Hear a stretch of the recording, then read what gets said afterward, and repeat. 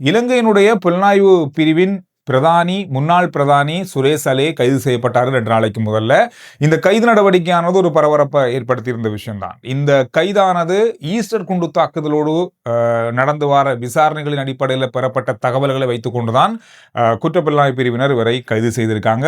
இவரை தடுத்து வைத்து இப்பொழுது விசாரணை செஞ்சு வராங்க. இந்த கைது நடவடிக்கைக்கு பிறகு எதிர்த்தரப்பு பக்கமாக பெரிய அளவான விமர்சனங்கள் இப்பொழுது எழுந்திருக்கிறது. ஒவ்வொரு பக்கமான கருத்துக்கள் இப்பொழுது முன்வைக்கப்படுது. ஒவ்வொரு கட்சிகள், ஒவ்வொரு முக்கியமான அரசியல் பக்கமான தகவல்களாக இது வந்து கொண்டிருக்கிறது. இன்றைக்கு விமல் வீரவன்ச அவர்கள் இது தொடர்பான ஒரு கருத்தை வெளியிட்டிருக்காரு. இது ஒரு பரபரப்பா பார்க்கக்கூடிய ஒரு விஷயமாக மாறி இருக்கிறது. காரணம் என்னன்னு சொன்னா, சுரேஷ் அலே கைது செய்யப்பட்டதை தொடர்ந்து அடுத்தது முன்னாள் ஜனாதிபதி கோட்டாபய ராஜபக்ஷ அவர்கள் கைது செய்யப்படக்கூடிய வாய்ப்புகள் இருக்கு. அதற்கான ஆயத்தங்களை இப்பொழுது தயார்படுத்தி வருகிறார்கள் என்ற ஒரு குற்றச்சாட்டை முன்வைத்து இன்றைய நாளில் அவர் தகவலை வெளியிட்டிருக்காரு. எனவே இந்த ஒரு விஷயம் இன்று கொஞ்சம் பரபரப்பாக பார்க்கப்படுது. ஏற்கனவே பெரிய அளவான குற்றச்சாட்டுகள் இருந்து வருது. எனவே இந்த குற்றச்சாட்டின் அடிப்படையில் இந்த கைது நடவடிக்கையும் நடக்கலாமா அப்படின்ற மாதிரி ஒரு தகவல் இப்பொழுது வெளியாகி இருக்கு. இதை விமல் வீரவன்ச இன்றைய நாளில் சொல்லியிருக்காரு. இது ஒரு முக்கியமான விஷயம். ஒரு கிழமையா இந்த விடயம் வந்து அதிகமாக பேசப்படுது. அதாவது நிலக்கரி இறக்குமதியில் ஏற்பட்டிருக்கின்ற ஒரு குளறுபடி, அதாவது தரமற்ற நிலக்கரி இறக்குமதி செய்யப்பட்டிருக்கு. இதனால பெரிய அளவான பாதிப்பு அரசாங்கத்துக்கு ஏற்பட்டிருக்கின்ற முறைப்பாடுகள், பெரிய அளவான விவாதங்கள், விமர்சனங்கள் போய்கொண்டிருக்கு. இது ஒரு பக்கம் அரசியல் ரீதியாக இருந்தாலும் இதனால என்ன பாதிப்பு மின் உற்பத்திக்கு இருக்கு அப்படின்ற மாதிரி ஒரு கேள்வி நமக்கு வரலாம். இதனால மின் தடை அல்லது மின்சாரத்தின் உற்பத்தியில் ஏதாவது பாதிப்பு ஏற்பட வாய்ப்புகள் இருக்கா அப்படின்னு கூட வரலாம். நிறைய இடங்கள்ல பேசப்படுது. இப்படியே போனா அடுத்த கட்ட இந்த கொண்டு வந்ததை பாவிக்க முடியாது, ஏன்னா தரமற்ற நிலக்கரி. இதனால அதுக்கு மாற்றீடான நிலக்கரிகள் வருவதற்கு எவ்வளவு நாள் எடுக்கும், அதற்கு இடையில மின் உற்பத்தியில பாதிப்பு ஏற்பட வாய்ப்புகள் இருக்கான்ற மாதிரி கேள்விகள் இருக்கு. சரி, அது ஒரு பக்கம் இருக்கட்டும். இலங்கையில எப்படி என்னென்ன பகுதிகளால மின் உற்பத்தி நடக்குது அப்படின்னு தேடி பார்க்கும்போது அதிகமான மின் உற்பத்தி நடக்கிற ஒரு பகுதி இந்த நிலக்கரி மூலமான மின் உற்பத்தி தான். நுரைச்சோலை அப்படின்னு சொன்னாலே நமக்கு இந்த மின் உற்பத்தி நிலையம் தான் ஞாபகம் வரும். வேற அடுத்தது அதுக்கு பிறகுதான். காரணம்னு சொன்னா அங்கதான் பிரதானமான நிலக்கரி மூலம் உற்பத்தியாகிற மின் உற்பத்தி நிலையம் இருக்கு. கிட்டத்தட்ட இலங்கையினுடைய 35 முதல் 40% மின் உற்பத்தி இந்த நிலக்கரி மின் உற்பத்தி நுரைச்சோலை மின் உற்பத்தி நிலையத்திலிருந்து தான் பெறப்படுது. மின்சார சபையினுடைய அல்லது மின் கட்டமைப்பினுடைய இதயமே நுரைச்சோலை தான் இலங்கையினுடைய.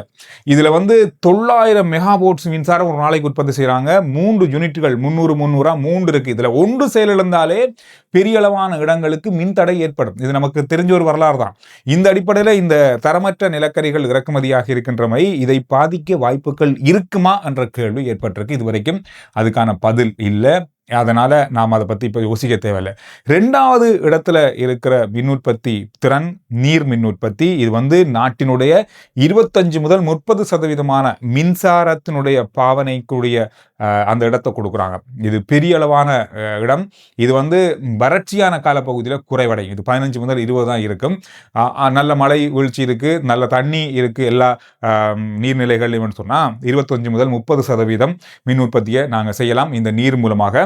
விக்டோரியா மின் உற்பத்தி நிலையம் இருக்கிறது. அதோடு கொத்மலை, ரந்தனிகல, அதோட சமநல வெல அப்படின்ற டேம்கள்ல இருந்துதான் இந்த நீர் பெறப்படுகிறது இலங்கையினுடைய மின் உற்பத்திகளுக்கு. இதுக்கு அடுத்ததா இருக்கிறது எரிபொருள் மூலமான மின் உற்பத்தி. இந்த எரிபொருள் மூலமான மின் உற்பத்தியானது 30 முதல் 40% இடத்தை பிடிக்குது. இதுதான் இலங்கையில அதிகமான செலவுல உற்பத்தியாகிற மின் பகுதி. 30 முதல் 40%. இது இன்னும் அதிகரிக்கும். வறட்சியான காலத்துல இங்க நீர் மின் உற்பத்தி குறையும் போது இங்க கொஞ்சம் அதிகரிக்கும். இது ஒரு பெரிய ஒரு இடத்தை பிடிக்குது. இது பெரிய பாதிப்பு. எனவே இது ஒரு பகுதியில இருக்கு மின் உற்பத்தியில. அடுத்ததாக காற்றலை அல்லது சோலார் மூலமான மின் உற்பத்தி இப்பொழுது 5 முதல் 10% கவர் பண்றாங்க. இதுதான் இலங்கையில மின் உற்பத்தி ஆகின்ற மின் உற்பத்திகளுக்குள் மிக குறைந்த செலவுல மின்சாரத்தை உற்பத்தி ஆகிற பகுதி. இது வருங்காலத்தில் நீடிக்குமாக இருந்தால் ஒரு 30 முதல் 40% எரிபொருள் அல்லது நிலக்கரியை இது நிரப்புமாக இருந்தால் இலங்கையில இந்த அரசாங்கம் சொல்ற மாதிரி பாரிய அளவான மின் கட்டணம் குறையும்.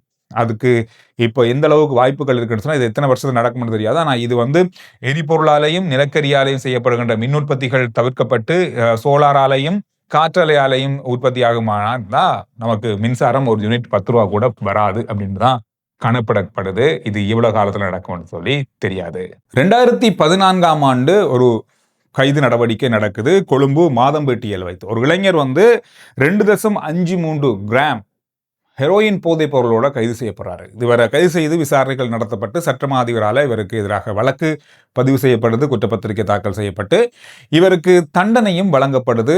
இவர் ஹெரோயின் போதைப் பொருளை வைத்திருந்தாரு அப்படின்ற குற்றச்சாட்டு நிரூபிக்கப்பட்டு இவருக்கு மரண தண்டனை நீதிமன்றத்தால, கொழும்பு நீதிமன்றத்தால வழங்கப்படுது. இவர் என்ன செய்யறான்னு சொன்னா அந்த தண்டனைக்கு எதிராக மேல்முறையீடு செய்கிறாரு. இந்த மேல்முறையீட்டில் அவர் குறிப்பிட்ட விடயம் என்னன்னா, தனக்கு எதிராக சுமத்தப்பட்டிருக்கின்ற அந்த குற்றச்சாட்டு வழக்கு விசாரணைகளில் சட்டத்தரணிகள் முன்வைத்த சில விஷயங்கள் தனக்கு அது சரியாக இல்லை, அது எதிராக இருக்கு, அதுக்கு எதிராக இந்த தண்டனைக்கும் எதிராக அவர் மேல்முறையீடு செஞ்சிருந்தார். மேல்முறையீட்டு நீதிமன்றம் அதனை பரிசோதனை செஞ்சு பரிசீலித்து இன்றைய நாளில் கொழும்பு நீதிமன்றம் வழங்கிய மரண தண்டனை தீர்ப்பை உறுதி செய்திருக்கிறது. எனவே இது குற்றம் 100% நிரூபிக்கப்பட்டிருப்பதால இந்த தண்டனை அவருக்கு உறுதி செய்யப்படுவதாக அறிவிச்சிருக்காங்க. இது நாம முதல் தூரம் பார்த்தோம். இலங்கையில போதைப்பொருள் வைத்திருந்து பிடிபட்டு உறுதி செய்யப்பட்டு அவருக்கு வழங்கப்பட்ட தண்டனையில இது மிகப்பெரிய ஒரு தண்டனை, மரண தண்டனை. எனவே இலங்கையில போதைப்பொருள் வியாபாரம் செய்யப்பட்டு 100% உறுதிப்படுத்தப்பட்டால் இந்த தண்டனையும் இருக்கு. தித்வா புயல்னால பாதிக்கப்பட்ட மக்களுக்கு வழங்கப்படுகின்ற நிவாரண அந்த சேவைகள்ல இருந்து இலங்கையில் இருக்கிற 16,000 கிராம சேவகர்கள் கிட்டத்தட்ட எல்லாருமே அந்த பணியிலிருந்து விலகி இருக்காங்க. இதுல பலதரப்பட்ட குற்றச்சாட்டுகள் அவர்கள் மீது முன்வைக்கப்பட்டது. இந்த மாதிரியான பல குளறுபடிகள் இப்பொழுது நடந்திருப்பதால இந்த சேவையிலிருந்து, இந்த பணியிலிருந்து அவங்க விலகி இருப்பதாக சொல்லப்பட்டிருக்கு. உலகத்தின் பல நாடுகள் இப்பொழுது சமூக வலைத்தளங்களை, குறிப்பா 16 வயதுக்குட்பட்ட சிறுவர்கள் பயன்படுத்துறதுக்கு தடை விதித்து கொண்டு வராங்க. பல நாடுகள் இப்பொழுது அது தொடர்பாக யோசனையை முன் வச்சிருக்காங்க. இலங்கையும் அதில் இருக்கு. இப்பொழுது போலந்து நாடும் இந்த முடிவுக்கு வந்திருக்காங்க. மிக விரைவில் சமூக வலைத்தளங்களை 16 வயதுக்குட்பட்டவர்கள் பயன்படுத்த தடை விதிக்க போறாங்க. இதுக்கு காரணமாக அவங்க சொல்லியிருக்க விஷயம் என்னன்னு சொன்னா, மன அளவில் பாதிக்கப்படுறாங்க சிறுவர்கள் இது பயன்படுத்துறதால. நம்ம சமூக வலைதள பக்கங்கள் இதை சரியாக கவனத்தில் கொள்ள வேண்டும். 16 வயதுக்குட்பட்டவர்கள் அதனை பயன்படுத்தாத மாதிரி அவர்கள் பார்த்து கொள்ள வேண்டும் என்றதையும் வலியுறுத்தி இருக்காங்க. எனவே பல நாடுகள் இதை நோக்கி பயணிக்கிறாங்க. இதனால பல நாடுகளில் கிட்டத்தட்ட இன்னொரு 10 வருஷம் போகும்போது உலகத்தின் எல்லா நாடுகள்லையும் 16 வயதுக்குட்பட்டவர்கள் சமூக வலைத்தளங்களை பயன்படுத்துறதுக்கு தடை விதிக்கப்பட வாய்ப்புகள் நிறைய இருக்கு. எனவே இந்த விஷயங்கள் தான் இன்றைய நாளில் பார்க்கப்பட்ட மிக மிக சுருக்கமான செய்திகள். ஆர்ஜி சந்துரு ரிப்போர்ட் வாட்ஸ்அப் சேனலுடைய லிங்க் முதல் கமெண்ட்ஸ்லையும் டிஸ்கிரிப்ஷன்லையும் இருக்கு. ஃபாலோ பண்ணுங்க. சுருக்கமான விரைவான செய்திகளை நீங்க வாட்ஸ்அப் மூலமாக அறிந்து கொள்ளலாம்.